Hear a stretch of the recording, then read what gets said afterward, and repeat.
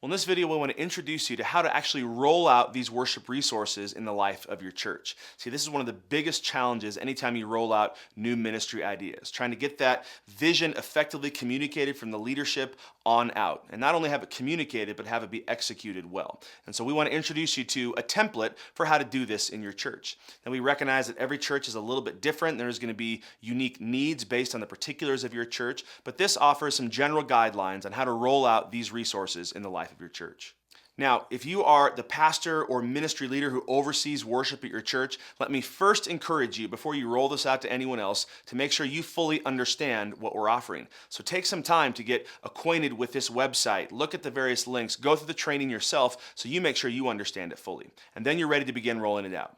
So once you are familiar with what these resources have to offer, then we encourage you to take the time to actually take your own worship leader or leaders at your church through these materials. See, it's really important that you as the leader be on the same page with those who are actually leading worship at your church. And so after you've gone through these materials, the first thing we encourage you to do as part of the level 1 rollout is to send on the link to this page to your worship leader. Encourage them to go through it, to look it over, to even look at the training and some of the individual documents and resources themselves so they're familiar with it. And then after you've done that, we encourage you to set up a time to get together and go through it as a team. We encourage you to probably spend 2 to 3 hours. It's going to take some time to introduce the big picture as well as go through the individual training principles that we offer, and then make sure that everyone is on the same page with all the resources and forms and documents so that you can make sure that you are communicating this clearly from the leadership on out.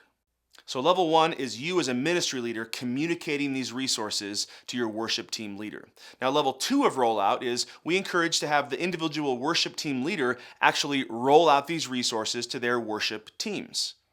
You see, when you have your worship team leader communicate this to their team, that is helping to make sure that your team leader actually understands and comprehends this information and owns it himself, and then he can share that with his team. Now, what we encourage them to do is to take simply a chunk of their regular weekly rehearsal to go over this information with their team. Most worship teams have a weekly or a couple times a month at least where they rehearse together, and we think it's great to simply take 20 to 30 minutes at the beginning of each one of those rehearsals and break this down chunk by chunk. We think you can do this first by introducing the resources and giving an intro and overview, and then you have Principle 1, Principle 2, Principle 3, and just take each one of those and roll them out week by week. See, that's a great way to not only communicate it to your team, but also to build in a value in every worship team, which is to take time not just to practice music, but to come together as a team and pursue God together. And so it's a great way to model that. And so level 2 is having the worship team leader communicate this to his worship team.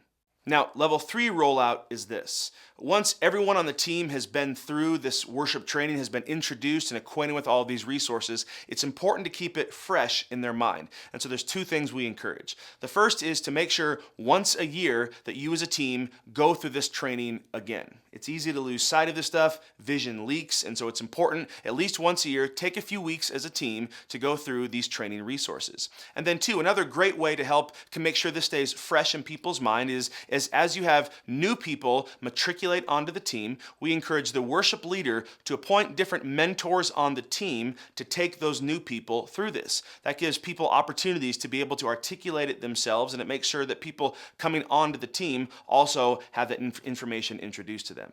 So if you want to roll out these resources effectively in your church, make sure that first the pastor or ministry leader understands and owns the vision, and that he or she communicates that to their worship team leaders. And then once the worship team leaders own and understand that vision, that they can then communicate that to their team members. And then ongoing to have this continual refreshing of the vision and understanding the mission of worship at your church. If you have more questions about this, we encourage you to check out again our worship page at PursueGOD.org.